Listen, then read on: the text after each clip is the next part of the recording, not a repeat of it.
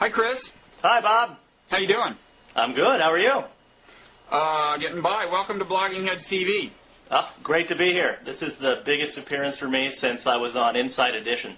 Wow, and you know, we in turn are honored because you write the blog, The Opinionator, for the New York Times, the newspaper of record, which I guess means that you write the blog of record, right? Kind of?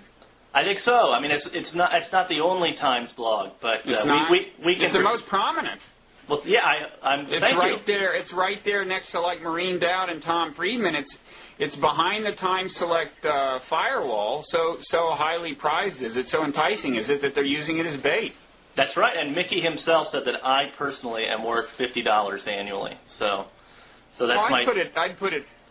Yeah, I'd put it about 50. You're right. I mean, that's only that's $4 a month, right? Am I worth $4 a month, Bob? I'd make it 4 1/4, which would put us at about 50. Yeah, no, you're worth a lot, man. That's why you're here. All right, thanks. Good to be here. Now we were going to start off with a very sexy topic, polygamy and gay marriage, right? Because there's this. The conservatives are trying to mount an argument that, it's a slippery slope. If you legalize gay marriage, pretty soon you'll be legalizing polygamy or something to that effect. And this discussion seems to have been somehow started by this show Big Love, which I haven't seen and don't know anything about. Have you seen Big Love? I saw the first one. And it's just about regular heterosexual polygamy, right? Yes, it's on HBO. It's got Bill Paxton, who every time I see, I think of the older brother in Weird Science. Other people think Titanic. Other people think the guy from Aliens. But it's got Bill Paxton. It's got Chloe Sevigny. It's got other people. Another woman who's famous, but her name escapes me. I like the first one. I've only seen the second half of the first half of the second one. Well, do you understand why it is that people are using this show as an example of how gay marriage leads to polygamy, or is there any alleged connection? I think it's political opportunism, Bob. But speaking of that, I have in front of me a column by Charles Krauthammer in which he makes the slippery slope argument. That's right. And I'd just like to share with you my views on this column. But please share. Here's his argument as to why it's a slippery slope. And he seems to think it's just virtually a syllogism in terms of how rock solid the deductive power of this is. He says, after all, if traditional marriage is defined as the union of two people of opposite gender, okay, so he's saying if there are now these two legal requirements for marriage, two people, opposite gender, okay, he goes on to say, and if, as advocates of gay marriage insist, the gender requirement is nothing but prejudice, exclusion, and an arbitrary denial of one's autonomous choices in love, then the first requirement, that is limiting it to two people, is a similarly arbitrary, discriminatory, and indefensible denial of individual choice.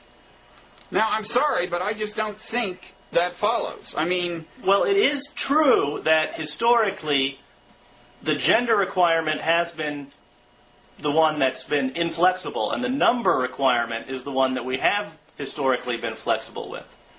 It hasn't always been the two shall become one flesh, right? It's been the 3 or 4 or 100, or depending on what social rank you have. True, but I don't see how it is that if you established that the gender requirement was arbitrary, it would follow that you had established that the limit to two people is arbitrary, which is what he's arguing. It's like saying, if you had a law that said it's okay to kill somebody if A, it's in self-defense, and B, you're wearing a red shirt when you do it, and I said, wait a second, I think the part about the red shirt is arbitrary, it would not follow that the part about self-defense was arbitrary, okay? I mean, it may lead people to raise the question, go, wait a second, as long as we're reevaluating this element, why shouldn't we reevaluate that element? And that's fine. We should be reevaluating laws all the time and make sure they make sense. But the point is that self-defense would pass the test of being non-arbitrary, and they're separate questions. Is the only point. It is not logically. It does not logically follow from one to the other any more than it logically follows that and they're not making this argument, though it's probably only a matter of time, that the requirement that you marry a human is arbitrary. I mean, why can't I marry a horse?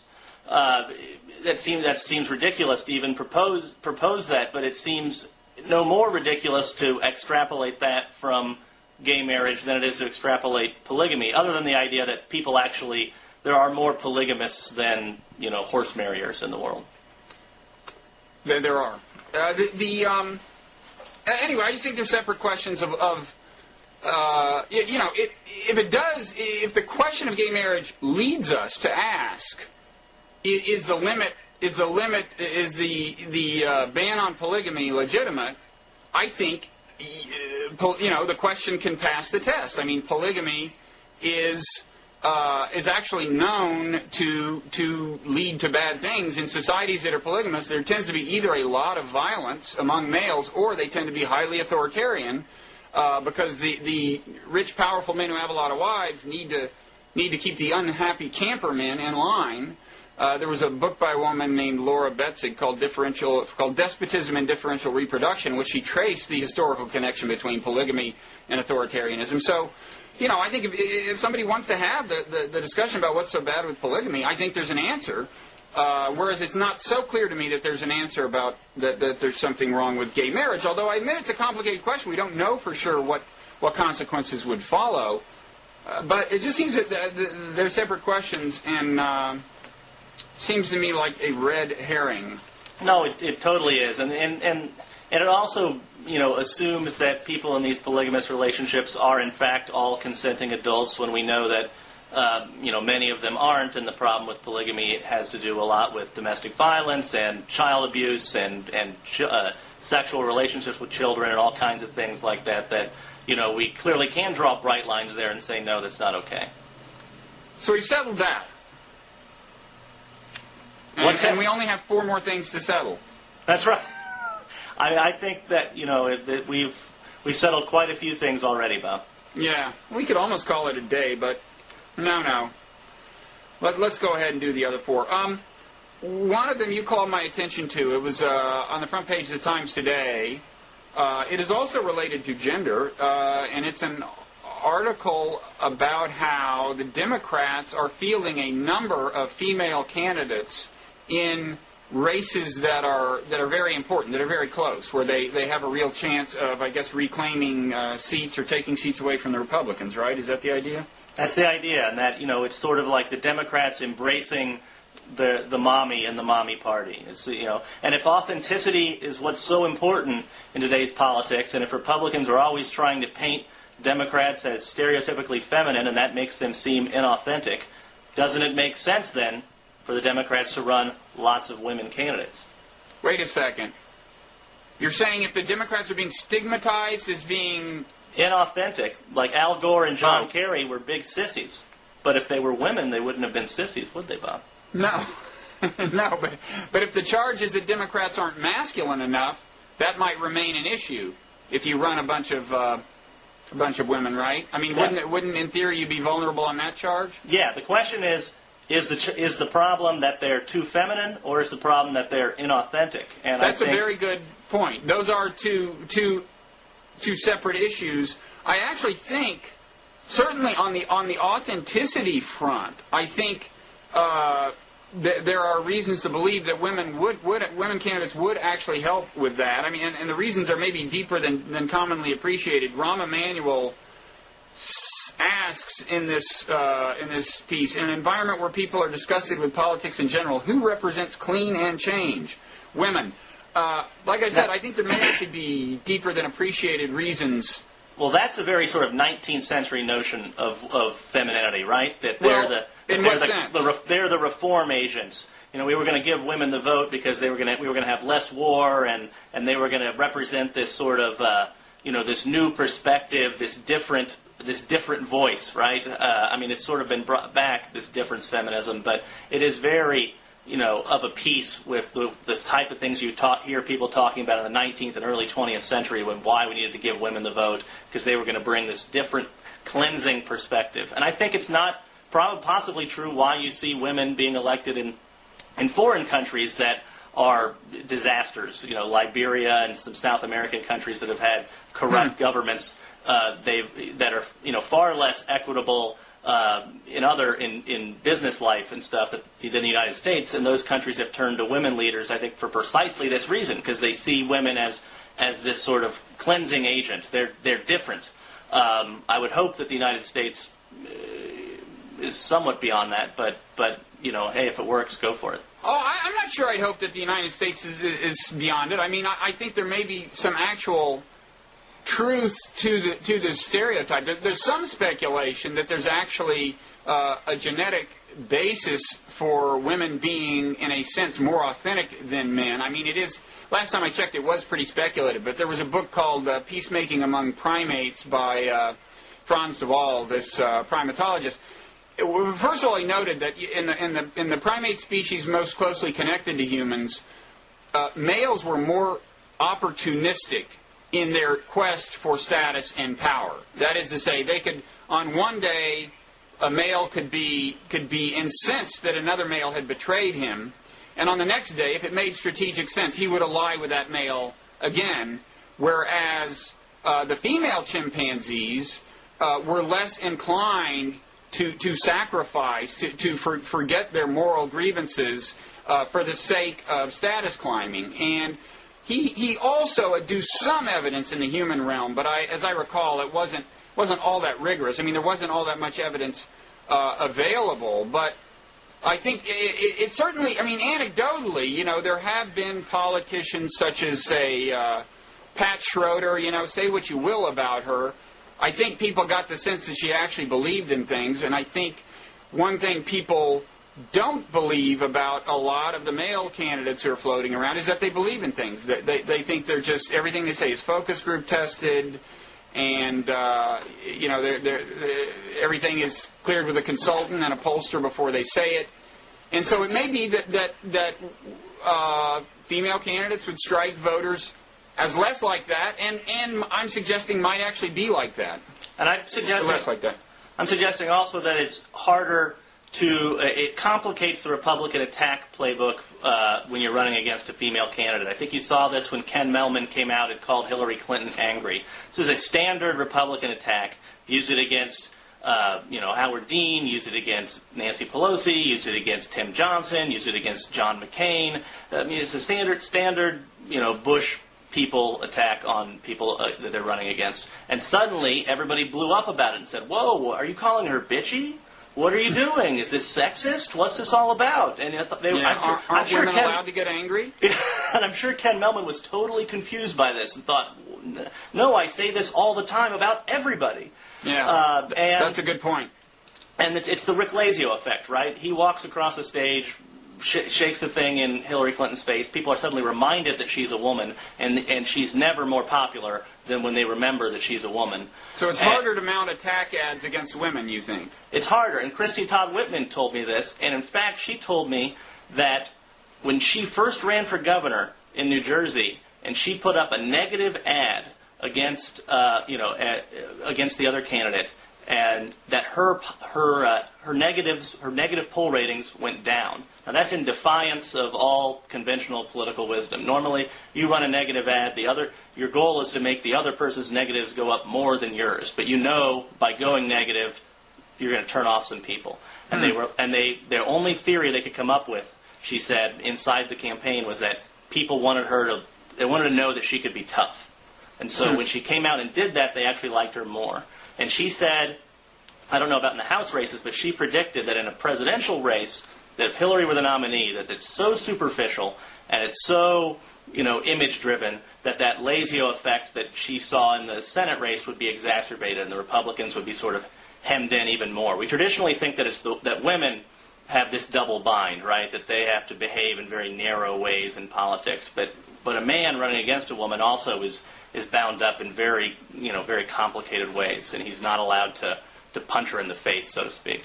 Yeah. No, I think that's true. I think Hillary, in some ways, may not bring all of the benefits that some female candidates bring to the table, because on the authenticity front, I think the perception of her is that she's a very calculating candidate, very kind of consultant-driven. Because for one thing, there's this image of Bill back there thinking this over in a kind of a Dick Morris way and whispering things in her ear, rightly or wrongly. So I'm not sure she gets the break that other women would get. No, I totally agree with that.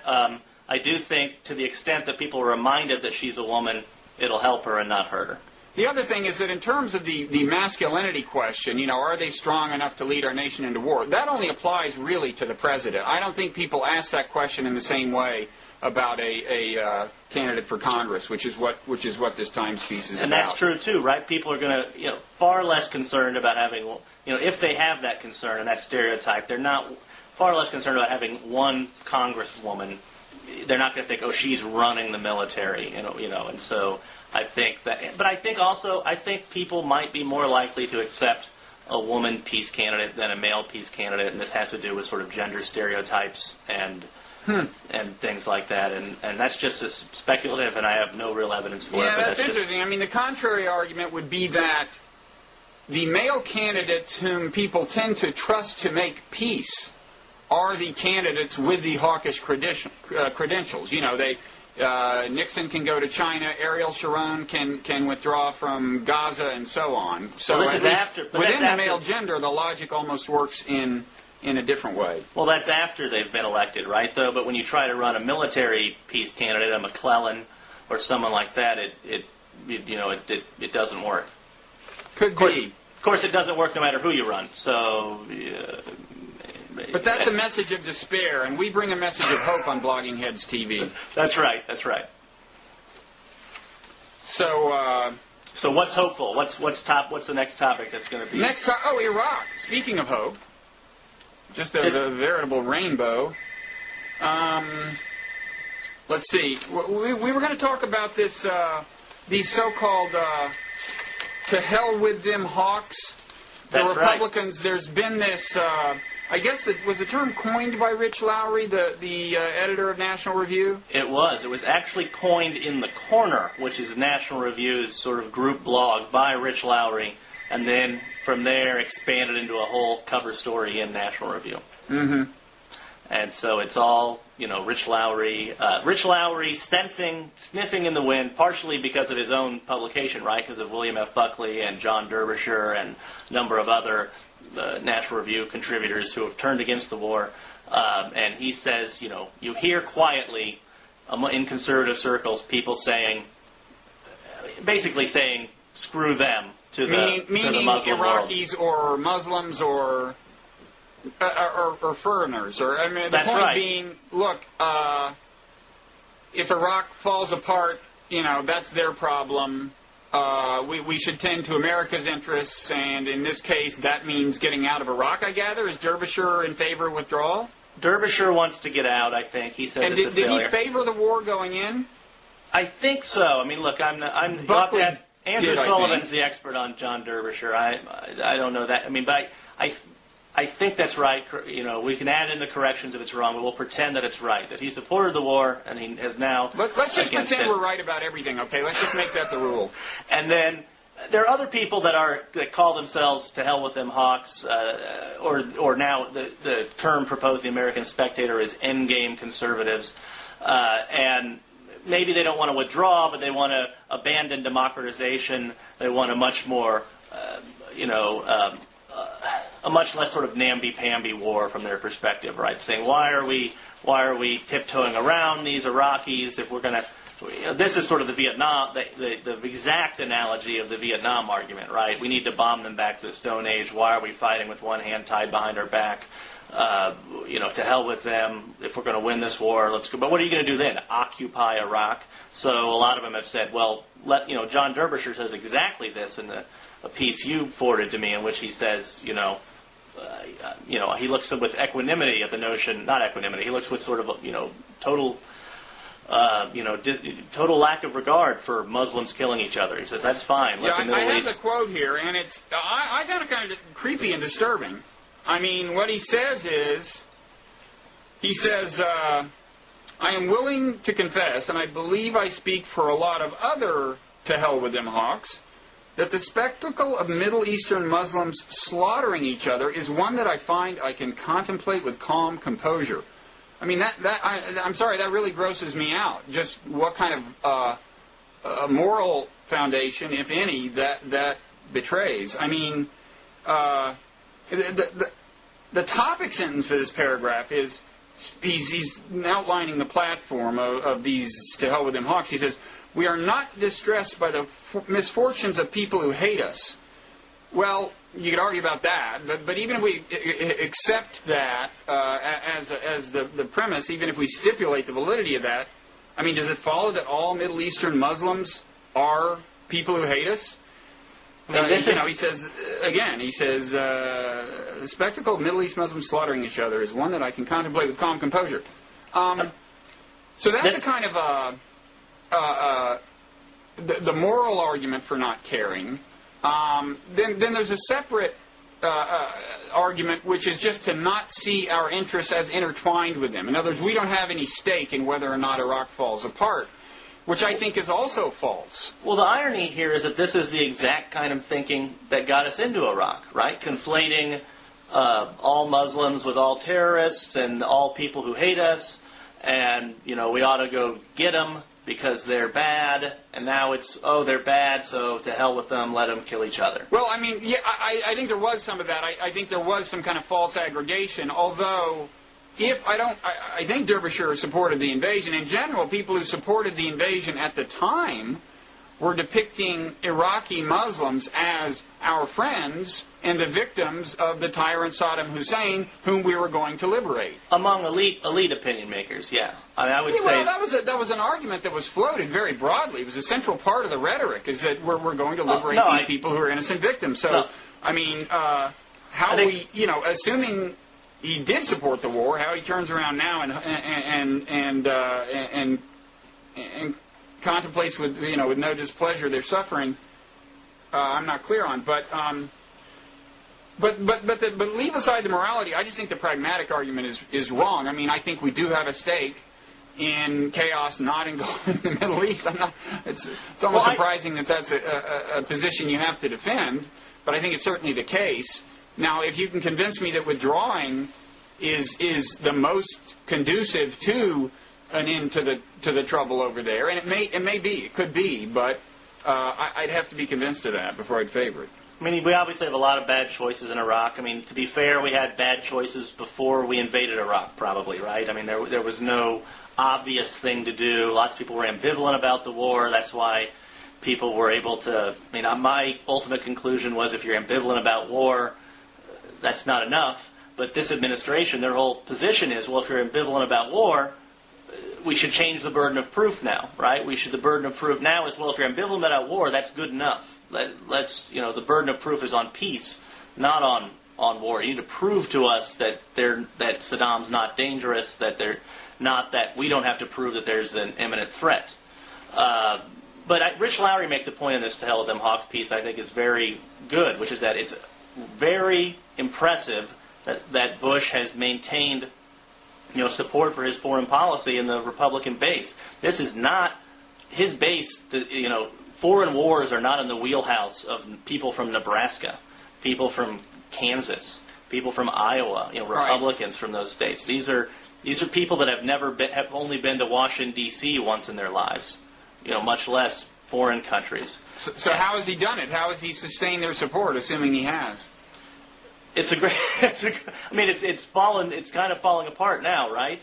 Yeah, but I thought you were saying that he has. It is impressive, and I think part of it's just pure partisanship. I mean, this is a point that David Brooks makes, right? We think that we pull things out of the ether and rationally think about them and then come to conclusions, and that then therefore determines what political party we fall in. And in fact, it turns out to be the opposite, that what political party we're in determines what we think about things. I very clearly remember having a conversation with an uncle of mine from small town Kansas before the war who was worried about it and saying, I don't know why we're going in. He's Republican.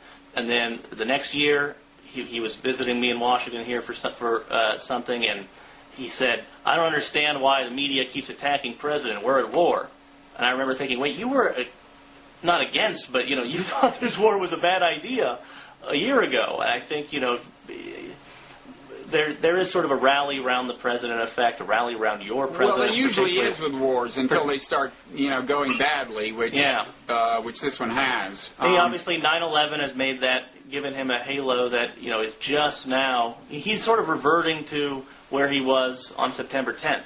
But it's just taken this long to get him. I think there's also the religious element. I mean, some of his, as I'm not the first to point out, there's an evangelical Christian component to his base.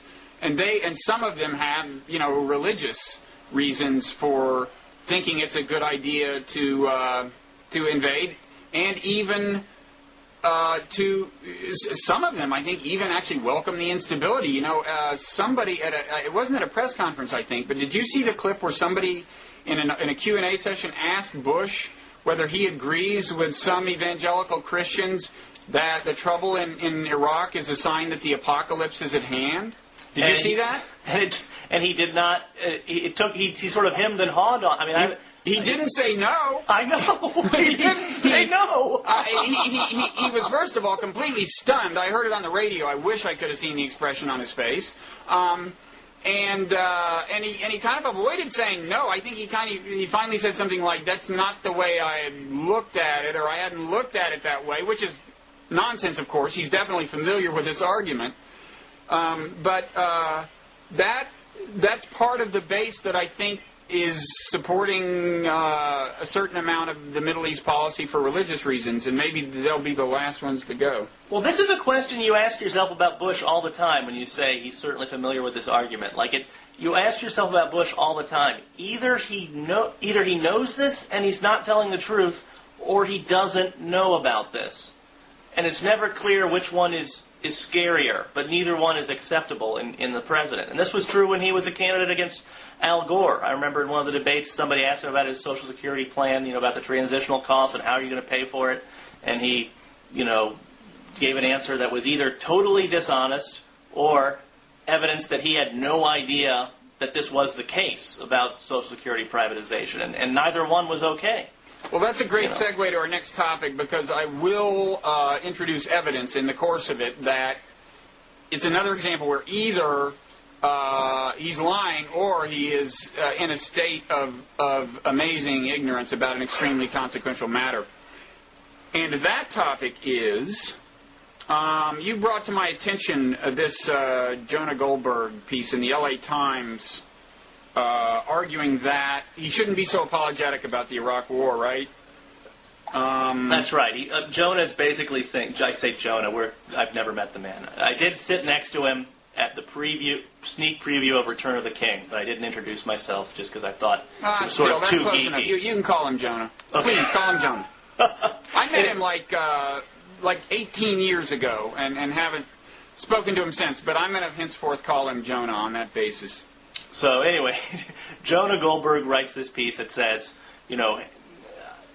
basically Saddam was pointing a gun at President Bush, and okay, it turned out to be not loaded, but that's not Bush's fault, and no one would blame Bush if he was a cop who shot this, repeat offender criminal who was pointing what turned out to be an empty gun at him. In other words, he turned out not to have the weapons of mass destruction, but how are we to know? That's right.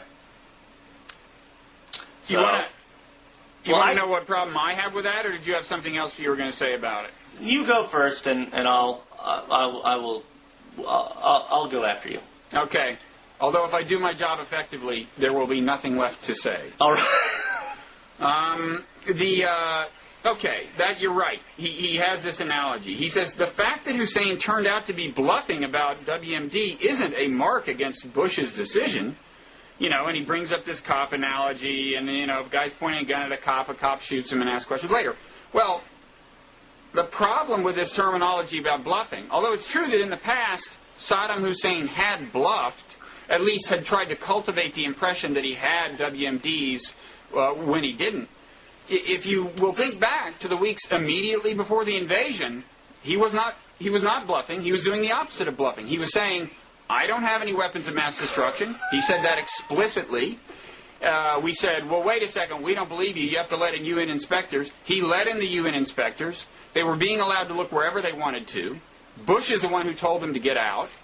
so that we could invade the place. Now, I don't think that's a very close analogy to a guy pointing a gun at us. It's closer to a guy, having dropped the gun, putting up his hands and saying, "Search me," and you start to search him, and just as he's breathing a sigh of relief, you pull out a gun and shoot him. I mean, it's amazing this kind of memory lapse, and Jonah Goldberg, we call him Jonah, is not the only one suffering from it. This last week, in his press conference, Bush made this amazing statement, and it got not nearly the attention it should have. I think Eric Alterman mentioned it on his blog, but there was not much discussion. Okay, Bush, this is when the famous Helen Thomas question, when she asks him why he invaded. He says, "And the world said," this is to Saddam Hussein, "disarm, disclose or face serious consequences." Okay, this is Bush talking. "And therefore we worked with the world. We worked to make sure that Saddam Hussein heard the message of the world. And when he chose to deny the inspectors, when he chose not to disclose, then I had the difficult decision to make to remove him. And we did in the World is Safe report."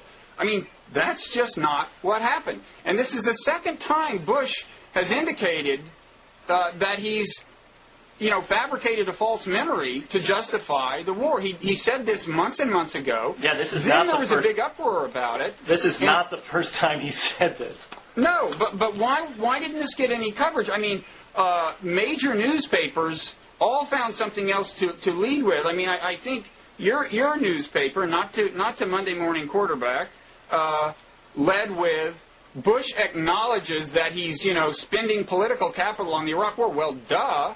I mean, so they chose to lead with President says something that's obviously true, rather than President says something that's manifestly and momentously false. And I think the only explanation is that really the whole nation has just about forgotten that the inspectors were in there looking wherever they wanted to look when we chased them out and started the war. But maybe you have a different view. Well, I mean, they did such an effective job of discounting Hans Blix, right, that nobody took those inspections seriously. And I wrote at the time that, people who want to avoid war would have been a lot better a strong inspector, somebody that, was going, but these, in retrospect, it seems like they thought the inspections were going to be phony from the beginning, and so they just, that was stagecraft for them. Right, and not only that, but Bush had the option. If you'll remember, the week or so before the war, the Security Council was willing to do just about anything to avoid war. If Bush had said, "Okay, I won't invade now, but we want to quintuple the number of inspectors," whatever, and we want the inspectors to go on another 2, whatever. He could have had anything. The administration did nothing remotely like that. He could have proposed armed escorts for the inspectors, all kinds of things. Right. And there was... Yeah, but, it's not like, it's not like on the brink of war, the inspectors were being systematically denied access to places. At the beginning of the inspections, there were times when they had to cool their heels for like 8 hours or something before being let in. By the time we invaded, they were going anywhere they wanted to go, and there was a question of whether we had enough inspectors, but there wasn't actually a manifest need for armed escorts. But you're right, the administration did not make any attempt to make the inspection regime more robust. And in fact, I think wanted it to seem as weak and ineffectual as possible. I mean, look. Well, this is part of the problem. This is with them advancing the WMD rationale for the war, because it wasn't really their rationale for the war. It's a war of regime change. That's why Bush said. People have said Bush said, "I don't want war. Nobody wants war." I suppose that's true on some, abstract, I wish we weren't attacked on 9/11 type level. But people have pointed out, what about him sticking his head in that meeting and saying, "F Saddam, we're taking him out," long before the rise to... he clearly wanted to take out Saddam for a variety of reasons, good or bad. The honest case for war, one I didn't agree with, but the one that Ken Pollack presented in his book was Saddam does not have weapons of mass destruction. He certainly doesn't have nuclear weapons, but he's a dangerous leader. If he gets them, he'll use them on Israel when we invade. We need to take him out before he gets them. Yeah, but even that's a tough sell if the inspectors, if you can keep them in as long as you want. Yeah. I don't know. Anyway, I guess the upshot is I do not buy this Jonah Goldberg column. Now, turning to something a little less grave, we were going to discuss hoops, right? Yeah, hoops, March Madness. Are you a big basketball fan? I'm from Kansas. I'm a huge Jayhawks fan. For the first time in history, they've lost 2 first-round games in a row for 2 years. So they're out of it? A historic accomplishment by the Jayhawks basketball team. But that's all right. We're optimistic about that. Hope springs eternal, and next year, is going to be the year. Who have you transferred your allegiance to? Wichita State. I know Blogging Heads TV contributors like to discuss their brushes with fame. Mark Turgeon is the head coach of Wichita State from Topeka, Kansas. Played for the Jayhawks on a Final Four team in '86. Was a backup point guard. Coached Chris Suellentrop at the University of Kansas summer basketball camp in 1989. I believe it was the first time I was ever called little man by anybody. I was 6 feet tall, 14 years old. I played up a level, and I was so thin they made me like the point guard, and I was terrible. But he is now, they're playing George Mason tonight. I think George Mason should sort of be the neocon team in March Madness, right? I mean, they're the How does this go? They're the conservative university. A lot of the conservative publications have written about the George Mason Law School and how it's sort of the ideal. I don't know much about this. Yes, but the tradition there is a libertarian kind of conservatism, and libertarians were not entirely on board with the neocons here. That was kind of a big split among the conservatives. You're right, but a lot of libertarians, not necessarily, but more libertarians than you would have thought were in favor of the war. They were more like the Democratic Party, right? Sort of split down the middle. But there were some. You would have thought that the libertarians would have been all against it, but they are now. They've got the. So anyway, yes, Mark, Blogging Heads contributor Matthew Iglesias has attacked the NCAA tournament in the pages. And can I just say, by way of background, Matt right now is in Spain, presumably having a good time, and he did not ask permission, And so technically he's AWOL from Blogging Heads, and the way we deal with people like that is we subject pieces they write to scathing criticism. And now you can proceed, Chris. I'm sort of the substitute Iglesias here, aren't I? This is supposed to be Iglesias, and you were looking for some other sort of disheveled character to show up, and thought people might glance at their screens as they're surfing through and think that I'm Iglesias. Well, you both have beards, right? Does he have a beard, or is it Umansky has a beard? I feel like Iglesias looks like he has a beard, but he's actually not bearded, but I don't know. I think he has one of these cool, just wisps of beard things that I don't know. Which if you read the ask Times Matt about this, because I'm sure he has very well developed views on this very subject when he gets back. But on the hoops, he launches into a surprising critique of college basketball, as opposed to professional basketball, which he thinks is wonderful. He claims that basketball is his favorite sport, and he says that the NBA is where it's at, because it's where all the best players are, and everybody leaves early out of college. And he, in fact, compares March Madness to, ninth grade or I don't think he uses the word CYO, but, youth ninth basketball. Grade junior varsity basketball. Well, What he says is that the gulf between college-caliber basketball and ninth grade JV basketball is not immense. I beg to differ, actually. That's just categorically false. The gap it is totally false. Yes. The gap between the Final Four and the NBA is much narrower than the gap between your average ninth grade basketball team. That's actually a good point. If you actually held those two games. No, all right? No, the NCAA champions could keep the ninth grade JV team from scoring. That's at right. All, period. At all, period. Whereas the NCAA they can keep them from getting the ball would score across some the half points court against the NBA team. The ninth grade team would never get the ball across half court. They probably would never inbound the ball. Once. No, I'm with you there. So and it's not just because Matt's in Spain without a permission slip. That's not the only reason. But I think it's all. I mean, the stereotype that NBA players don't play very hard is also true. It's less true in the playoffs, but over an 82-game season, these guys take off quarters at a time. I have tickets, a quarter of an eighth of a season ticket. I have 5 tickets to the Washington Wizards games, and I go, and they just don't. I mean, there are much fewer games in the college basketball season. These guys play 30 games. Those games count. If you don't win a bunch of them in the beginning of the season, you don't make the tournament. And then, of course, it's one game and you're out at the end, which Iglesias also attacks and says, well, this shows they don't take it seriously about picking the best team for being the champion. They just want to have this sort of crazy, loony, any team can win tournament. But if that's the case, why even have a World Series in baseball? You've played 162 games. Clearly, we know. I mean, now there are 2 leagues.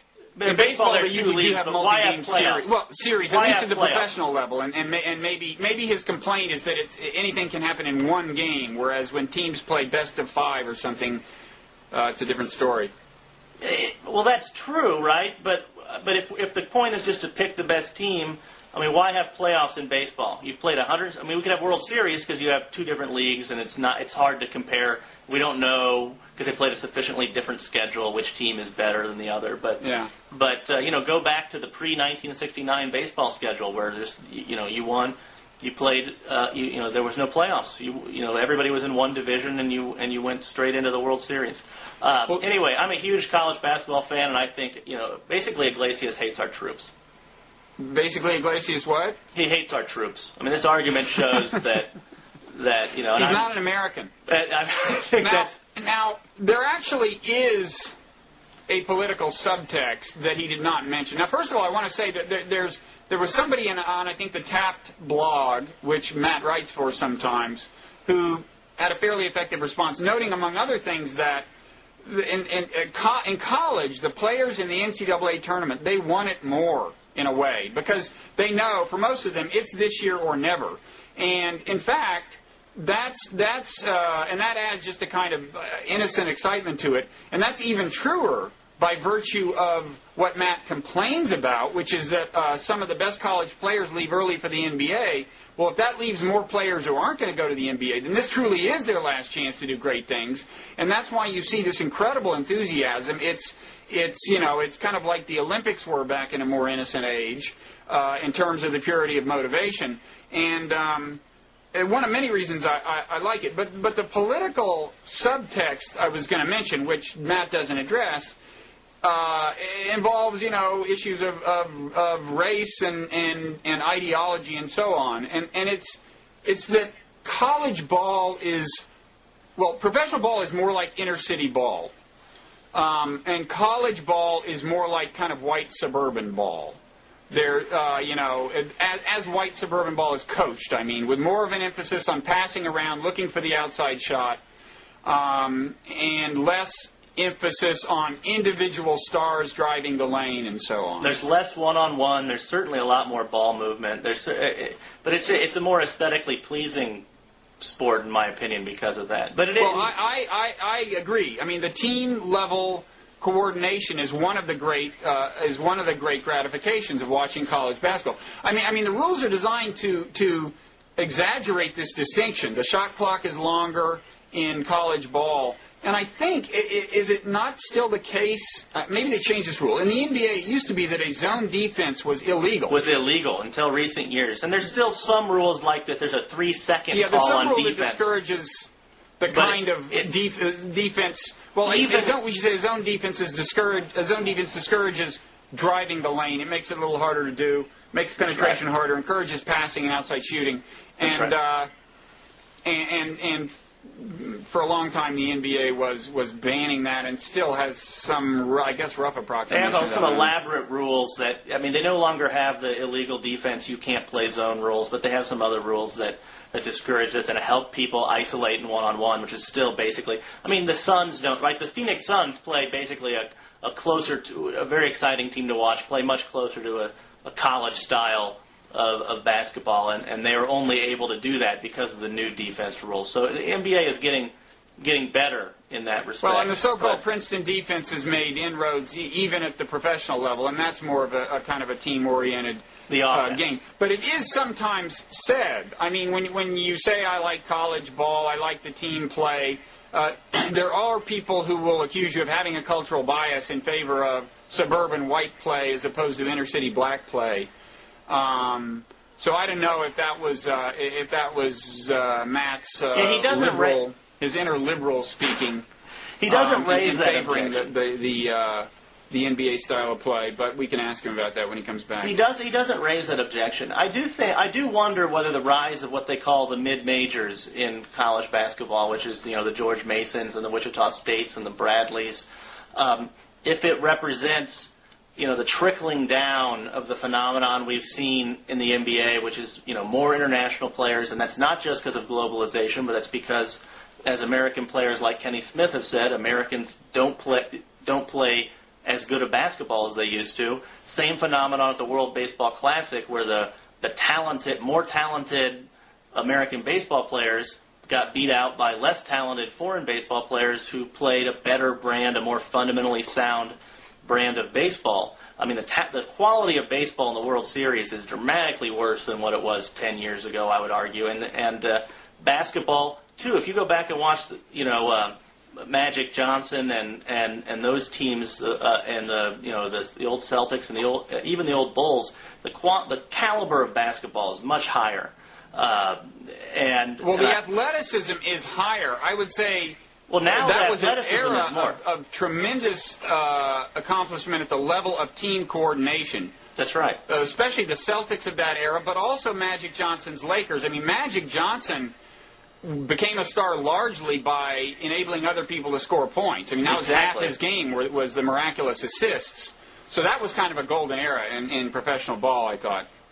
So, and I wonder if, Kenny Smith made this, who's a basketball analyst on TNT, made this big speech during the recent NBA draft saying, American basketball needs to wake up.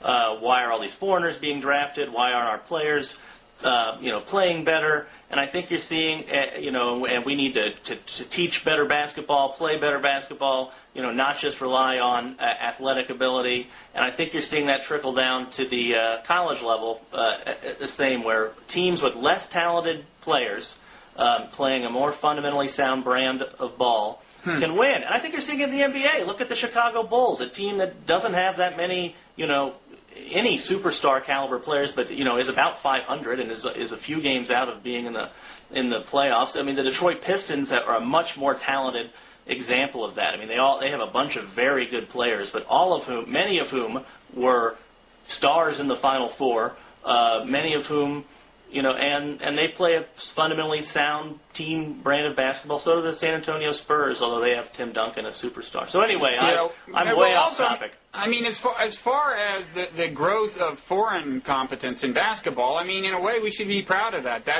That's a sign that the game invented here has spread and has appeal, and it's kind of analogous to when you see these economic competitors arise by using the free market system. I mean, it's not a failure for China to prosper, right? I mean, these are our ideas out there, and if we handle it right, it can be a good thing. I mean, you were probably wondering how I would draw us back into the realm of politics, weren't you? I was. This was David Stern's master plan. He was the commissioner of the NBA, and he wanted basketball to dethrone soccer as the global sport. It's clearly not anywhere close to that, but it's a clear number two in a way that it probably wasn't, 20 years ago. Well, soccer's another sport where it's the appreciation of the team-level integration that is the ultimate kind of gratification, I think. It's a subtle thing, but... I'm an ugly American on soccer, and it's a girl's sport. Well, I used to think it was a boring sport until I realized what the source of drama is. You know what the source of drama is in soccer? What's that? This is not a joke. It's a serious point. It's the insecurity of possession. I mean, I used to think, hey, they score like 2 goals a game. How you get excited twice a game. No, there's constant drama because possession is never secure the way it is when somebody's dribbling a basketball down the court or when a football team has the ball and is probably not going to fumble or throw an interception. The very possession of the ball is always in doubt in soccer. It's rarely secure. And so if you're rooting hard for one of the teams, it's like you're always on the edge of your seat. I mean, you've just touched on what I think is one of the great myths of American fandom, which is the idea that Americans only like high-scoring sports. NFL football is not a particularly high-scoring game. They just fool you into thinking it's high-scoring by making the touchdowns worth 7 points. That was clever of them. You're right, come to think of it. I mean, the games are, if a it's game like is 3 4 to touchdowns 3, to 4. You're right. A 4-3 game is 6 touchdowns would be 4 would be an enormous amount of score. That'd be 42 points. They don't ever score that much. It's usually like 21-14. It's usually 3-2. Right. You know, so I mean, they score more than an average. I mean, you don't see a lot of 7-0 games like you do, and score more than they do in soccer, a little more than they do in baseball. But it's, you know, this is I mean, basketball is the example, right? Some people criticize basketball for this reason, too much scoring. But you know, I think that's a myth, and I've just debunked it right here on Blogging Heads TV. One of many accomplishments under our belt today. Well, I feel like I could talk about this forever, but I also feel like the longer we went on talking about it, the fewer people would be watching. So at some point, you might as well just turn off the camera and talk by phone, you know. Well, thanks for having me on, Bob. This was great. Okay, see you around, Chris. See you around.